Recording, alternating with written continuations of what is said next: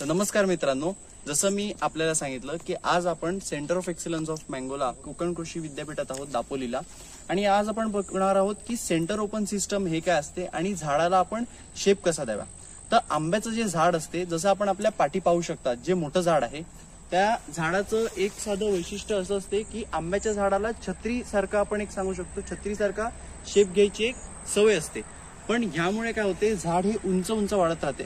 पण आपल्याला काय करायचं आहे, झाडाची हाईट चांगली मेंटेन करायची आहे आणि ह्यामध्ये आपण त्याला ट्रेनिंग पुढून देऊ. म्हणजे झाड लहान असल्यापासून आपण त्याला एक प्रकारचा आकार देतो, एक शेप देतो. तर तो कशा प्रकारे असावा, तर त्याला ओपन सेंटर सिस्टम असं नाव आहे. तर ओपन सेंटर म्हणजेच काय की हे पहा, झाडाचा जो हा मधला जो मेन बुंदा आहे हा ओपन असला पाहिजे. म्हणजे जर आता आपण वरतून पाहिलं, हे पहा, जर आपण वरतून पाहिलं तर सूर्यप्रकाश जो आहे तो पूर्णपणे झाडाचा जो हे मेन ट्रंक आहे, सेंटर आहे, तिथपर्यंत येतो आहे. तर ह्याचे फायदे काय, तर कसं असते, जेव्हा झाड पूर्णपणे गच्च भरलेलं असते तेव्हा झाडामध्ये अशी भरपूर पानं असतात, जे पानं आहेत ती अन्न बनवत नसतात, त्यांना सूर्यप्रकाशच नीट मिळत नसतो. कारण की त्याच्यावरती म्हणजे पानांवरती पान येत राहते आणि त्यामुळे काय होते की खालचं जे पान असते ते तेवढ्या प्रकारात अन्नद्रव्य बनवत नाही.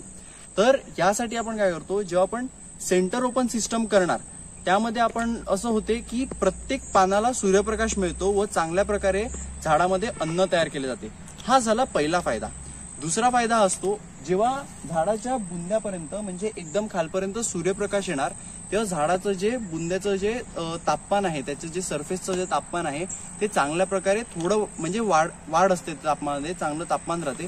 त्यामुळे काय होते की जे काय पेस्ट आहेत, म्हणजे जसं मँगो हॉपर झाला किंवा खोडकिडा झाला आंब्यामध्ये, तो जो आहे तो अशा सेंटरवरती बुंद्यांवरती तो अटॅक करत नाही, कारण की टेम्परेचर जास्त असल्यामुळे त्याला तिकडे जास्त वेळ राहता येत नाही.